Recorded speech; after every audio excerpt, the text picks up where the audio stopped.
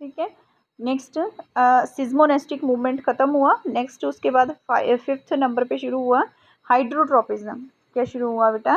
Hydrotropism. Hydrotropism में क्या है कि रूट्स की मूवमेंट होती है वाटर के प्रति, यानी कि पानी की तरफ जब मूवमेंट होने लगे रूट्स की तो उसको हाइड्रोट्रोपिज्म कहते हैं। देन उसके बाद है कीमोट्रोपिज्म। कीमोट्रोपिज्म में क्या आता है? It is the movement due to the chemical stimuli. ये केमिकल स्टिमुलस जितने भी होते हैं उनके प्रति मूवमेंट होती है। जैसे कि आप सब जानते हैं, जैसे पोलन ट्यूब ग्रोथ होती है टुवार्ड्स ओवरी, तो ओवरी होती है, ठीक है। फ्लावर के स्ट्रक्चर में बता रही हूँ कि फ्लावर के स्ट्रक्चर में पोलन ट्यूब जो है वो ग्रो करती है ओवरी की तरफ, ठीक है जी। नेक्स्ट उसके बाद है chemical coordination in plants. Chemical coordination in plants में बताया प्लांट पौधों में किस तरह से केमिकल्स जो हैं वो कोऑर्डिनेट करते हैं। वेरी वेरी इंपॉर्टेंट टॉपिक, आई थिंक ये सबसे इम्पॉर्टेंट टॉपिक है, ठीक है। +1 में भी आता है ये। तो प्लांट ग्रोथ रेगुलेटर्स के ऊपर है ये मेनली। तो प्लांट ग्रोथ रेगुलेटर्स मतलब कि प्लांट्स की ग्रोथ के लिए जो रेगुलेटर्स होते हैं वो कौन कौन से होते हैं? First is the auxins, then cytokinins, gibberellins जिसको जिब्रेलिक एसिड बोलते हैं, देन उसके बाद अब्सिसिक एसिड है जिसको ABA भी बोलते हैं, ठीक है, और एंड इथाइलिन, ठीक है। नेक्स्ट लिखा है ये क्या? Ethylene. Ethylene, these are all the phyto hormones, ठीक है। ये प्लांट ग्रोथ रेगुलेटर्स में आ जाते हैं। बोलिए मेरे साथ, auxins, cytokinins, gibberellins, abscisic acid and ethylene, these are called as phyto hormones. Then first of all जो है वो ऑक्सिन्स है। ऑक्सिन्स जो है वो इन्हांस करते हैं स्टेम की ग्रोथ को, ठीक है। स्टेम में जो जो भी पौधे हैं, पौधों में जो स्टेम का ग्रोथ है वो किसकी वजह से होता है? ऑक्सिन्स की वजह से होता है, ठीक है। फॉर एग्जाम्पल है, जैसे कि ऑक्सिन्स के नाम आपने याद रखने सब बच्चों ने। इंडोल 3 एस्टिक एसिड, ठीक है, इज अ न्यूट्रल ऑक्सिन, इसको हम न्यूट्रल ऑक्सिन कहते हैं, बट आपने याद रखना है इंडोल 3 एस्टिक एसिड, लिखना भी ऐसे ही है इसको। NAA naphthalene acetic acid and 2,4-D are synthetic auxin, ये सारे ऑक्सिन्स हैं, ठीक है। ये सारे कौन से हैं? सिंथेटिक ऑक्सिन्स हैं। देन उसके बाद हमारे पास जैसे इनको कैटेगराइज कर दिया हमने नेचुरल ऑक्सिन्स और सिंथेटिक ऑक्सिन्स में। नेचुरल ऑक्सिन्स में IAA है, ठीक है, IAA है जैसे कि इंडोल एस्टिक एसिड, और सिंथेटिक ऑक्सिन में NAA है naphthalene acetic acid and 2,4-D 2,4-डाइक्लोरोफिनॉक्सी एस्टिक एसिड। देन उसके बाद है एप्लीकेशंस ऑफ ऑक्सिन्स। ऑक्सिन्स की क्या क्या एप्लीकेशन है? जैसे फर्स्ट उसमें सेल इलोंगेशन है, रूट इनिशिएशन है। तो धीरे धीरे इसको 1 बाय 1 करके पढ़ते हैं, ठीक है। सो फर्स्ट ऑफ ऑल जो है वो इसमें हमारे पास जो है सबसे पहले जो है एप्लीकेशंस हैं ऑक्सिन्स की। तो सबसे पहले हमारे पास जो है वो सेल इलोंगेशन है। सेल इलोंगेशन में जैसे इसमें हार्मोन्स IAA है, इंडोल एस्टिक एसिड है, ये कॉज करता है सेल की एनलार्जमेंट को। सेल में जितनी भी एनलार्जमेंट है वो इसकी हेल्प से होगी। देन उसके बाद रूट इनिशिएशन है, यानी कि पौधे में रूट्स का बनना जो है वो ऑक्सिन्स की वजह से होता है। Low concentration of auxin causes root initiation. जब हम ऑक्सिन्स की लो कंसंट्रेशन यूज़ करते हैं तो उससे जो है वो रूट इनिशिएशन होता है। देन उसके बाद एपिकल डोमिनेंस है। नेक्स्ट जो पॉइंट है ऑक्सिन्स का वो क्या है? एपिकल डोमिनेंस है। एपिकल डोमिनेंस में बताया if the apical bud is removed, अगर सबसे ऊपर वाला बर्ड जो है उसको हम रिमूव कर दें, उसको हटा दें पौधे में से, तो लेटरल बर्ड स्प्राउट्स, तो लेटरल बर्ड्स जो हैं वो स्प्राउट होने लगेंगी।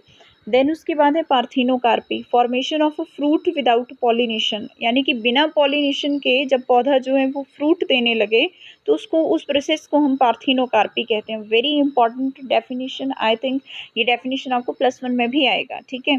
Seedless fruit formation takes place in parthenocarpy, कह रहा है कि जो पार्थिनोकार्पी प्लांट्स जो शो करते हैं उनमें जो फ्रूट्स बनते हैं वो सीडलेस फ्रूट्स होते हैं। कौन से होते हैं? Seedless fruit. तो सीडलेस फ्रूट तो आप खाते हैं, बनाना खाते हैं, ठीक है, तो इट मीन्स कि बनाना जो है वो पार्थिनोकार्पिक फ्रूट हुआ। देन उसके बाद जो है वो लीफ एंड फ्रूट फॉल है। नेक्स्ट क्या है? Leaf and fruit fall.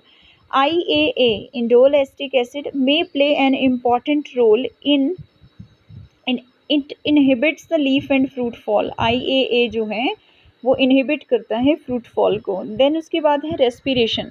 Next क्या है? Respiration. Respiration process, just wait, this is your respiration point.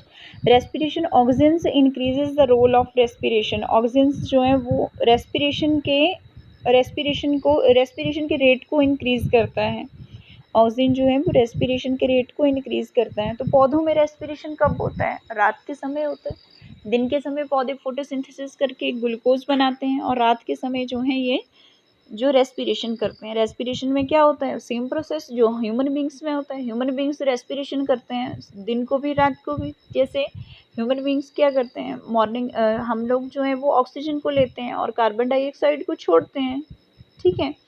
तो प्लांट्स के केस में क्या होता है, जब फोटोसिंथेसिस होती है तब वो प्लांट्स जो हैं वो जितनी भी एनवायरनमेंट में कार्बन डाइऑक्साइड है उसको ले लेते हैं और दिन के समय जितने भी पौधे हैं वो हमें ऑक्सीजन देते हैं। और रात के समय जो है वो रेस्पिरेशन चलता है पौधों में। तो रेस्पिरेशन के समय जो है जितने भी पौधे हैं वो ऑक्सीजन को जो है वो यूज़ करते हैं और CO2 को छोड़ते हैं। यानी कि रात के समय मना किया जाता है कि पौधों के नीचे नहीं सोना है। क्यों? क्योंकि रात के समय जितने पौधे होते हैं वो जो हैं वो रात के समय CO2 को रिलीज़ करते हैं, इसलिए। तो रेस्पिरेशन के रेट को इंक्रीज़ करने का काम ऑक्सीजन्स का होता है। देन उसके बाद callus formation. Oxygens helps in callus formation. Oxygens जो है वो कैलस की फॉर्मेशन में हेल्प करते हैं।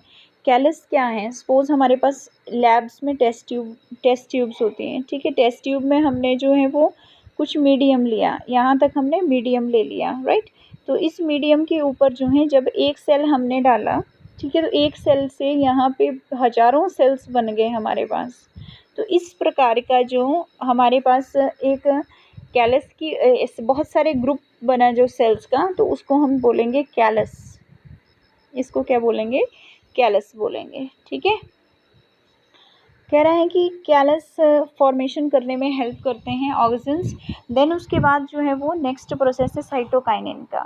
साइटोकाइनिन का दूसरा नाम क्या है? काइनेटिक। काइनेटिक लिखा है ना, यहाँ C लिखा है तो उसको चेंज कर लें, N आएगा यहाँ पे, kinetin. These are the chemical substances which help in the cell division। ये chemical substances होते हैं जो कि सेल डिवीज़न करने में हेल्प करते हैं। These helps in the cell enlargement। Cell enlargement करने में हेल्प करते हैं, ठीक है। कैम्बियम की फॉर्मेशन करने में हेल्प करते हैं। आप बोलेंगे कैम्बियम क्या चीज़ है? कैम्बियम किसको बोलते हैं? ऊपर से लिखा हुआ है इंटरफेसिकुलर कैम्बियम। तो मैं आपको ज़रा क्लियर करूँ ये कि कैम्बियम क्या चीज़ होती है।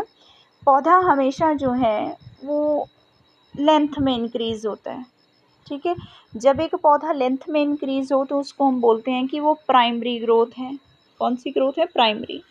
जब पौधा जो है वो लेंथ में तो इंक्रीज़ हो रहा है, ठीक है, साथ में वो गर्थ में भी इंक्रीज़ हो रहा है, ठीक है। यानी गर्थ मतलब उसका डायमीटर भी इंक्रीज़ हो रहा है। तो उस टाइप की जो ग्रोथ होगी, उस टाइप की ग्रोथ को हम क्या कहेंगे कि ये सेकेंडरी ग्रोथ है। सेकेंडरी ग्रोथ है। तो सेकेंडरी ग्रोथ जो है वो किसकी वजह से होती है? यस, किसकी वजह से होगी सेकेंडरी ग्रोथ? हाँ, सेकेंडरी ग्रोथ जो है वो किसकी वजह से होगी? कैम्बियम की वजह से होगी, ठीक है, कैम्बियम की वजह से। तो ये याद रखना आपने कि secondary growth is caused by the tissue cambium. Cambium की हेल्प से होगी, वो भी कौन सा? Interfascicular cambium. देन उसके बाद है मॉर्फोजेनेसिस। मॉर्फोजेनेसिस क्या होता है? सभी जानते हैं। मॉर्फोलॉजी क्या होती है? शेप, साइज, ठीक है। तो जो फॉर्मेशन होती है ऑर्गन की उसको मॉर्फोजेनेसिस कहते हैं। Then breaking of dormancy. Dormancy को ब्रेक करना। बहुत सारे सीड्स ऐसे होते हैं जो कि डोरमेंसी जो है उनमें पाई जाती हैं। मतलब मोस्टली सीड ऐसे होते हैं जो वाइबल होते हैं, जर्मिनेट भी कर जाते हैं, पर बहुत सारे सीड्स ऐसे हैं जो कि डोरमेंट होते हैं, ठीक है। नेक्स्ट उसके बाद जो है वो delay of ageing, so the anti ageing hormone. Cytokinin जो है वो एंटी एजिंग हार्मोन है। रूट एंड शूट इनिशिएशन करता है, उनकी ग्रोथ होती है। देन उसके बाद जिब्रेलिन्स हैं, हमारे पास जिब्रेलिन्स हैं, जिब्रालिक एसिड है जो कि प्रोड्यूस होता है ग्रोइंग टिप्स में। फिजियोलॉजिकल इफेक्ट्स इसके क्या हैं? जैसे कि इलोंगेशन करता है स्टेम की जो ग्रोथ है इलोंगेट करेगा उसको। रिवर्सल ऑफ डवार्फिज्म, यानी कि कोई पौधा जो है अगर बहुत ज़्यादा जो है वो डवार्फिज्म है, डवार्फ छोटा है, तो उसको रिवर्स कर देगा, उसको बड़ा करेगा उसको। देन उसके बाद parthenocarpy, as I already discussed with you this phenomena. Then उसके बाद सीड जर्मिनेशन है, ब्रेकिंग ऑफ डोरमेंसी है। डोरमेंसी क्या होती है? समझ आई आप बच्चों को क्या होता है? ये जो सीड्स हैं, सीड्स को पानी में भिगोते हैं तो उनमें से सीडलिंग्स बनने शुरू हो जाते हैं, तो इट मीन्स जर्मिनेशन हो गया। अगर वो सीड से सीडलिंग्स ना बने तो दैट मीन्स कि वो डोरमेंट सीड है, डोरमेंसी है उसमें। Then cell division in cambium, कोई भी कैम्बियम है जब सेकेंडरी ग्रोथ करता है तो बहुत सारे सेल्स बनते हैं, तो सेल्स कब बनते हैं, जब डिवीज़न होती है, तो cell division in cambium, right. Then उसके बाद है अब्सिसिक एसिड। अब्सिसिक एसिड में बताया गया है कि अब्सिसिक एसिड जो है वो लीव्स, पत्तों में बनता है, इसको ग्रोथ इनहिबिटर बोलते हैं क्योंकि ग्रोथ को रोकता है, ठीक है। ये क्या कॉज करता है, बड डोरमेंसी करता है, इनहिबिशन करता है ग्रोथ की, स्टोमेटा को क्लोज कर देता है during stress conditions, leaf senescence को प्रमोट करता है। What do you mean by senescence, senescence ageing है, सेनिस्किन्स एजिंग है। फाइनली जब कोई चीज़ बनती है, बर्थ होता है, तो फाइनली वो जो है वो बर्थ के बाद जो लास्ट स्टेज होती है वो डेथ की होती है, तो उसके बीच में जो स्टेजेस होती हैं वो डिटीरियोरेशन की होती हैं, जैसे कि धीरे धीरे जो है कोई भी चीज़ खराब होने लगती है।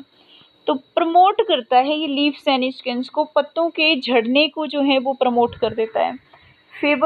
Favours the stomatal closure, stomatal closure को जो है वो फेवर करता है, यानी कि स्टोमेटा को क्लोज कर देता है। अगर स्टोमेटा क्लोज हो जाए तो कम से कम ट्रांसपीरेशन होगा। ट्रांसपीरेशन पता ही है आपको, evaporation of the water. Then उसके बाद नेक्स्ट है टॉपिक इथाइलिन का। इथाइलिन जो है वो ग्रोथ इनहिबिटर है। क्या है ये, ग्रोथ इनहिबिटर है। तो ग्रोथ इनहिबिटर है, ये क्या करता है, ये जो प्लांट के जो लिविंग टिश्यूज़ हैं उसमें प्रोड्यूस्ड होता है, ग्रोथ को इनहिबिट करता है, फ्रूट्स के पकने में हेल्प करता है, सीड के जर्मिनेशन में होने में हेल्प करता है, और वेरियस प्लांट पार्ट्स के अब्सिशन को स्टिमुलेट करता है। बहुत सारे पौधे के ऐसे पार्ट्स होते हैं जो अब्सिशन मतलब झड़ना शुरू कर देते हैं, ठीक है। It induces root hair formation, root hair formation में ये हेल्प करता है। सो विद दिस योर दो लेक्चर्स जो हैं वो आपकी कवर हो गए, ठीक है। इसको आपने ढंग से याद रखना है सभी हार्मोन्स को, ये वेरी वेरी इंपॉर्टेंट, इनमें से कोई भी MCQ आपके एग्जाम में आ सकता है। Thank you so much.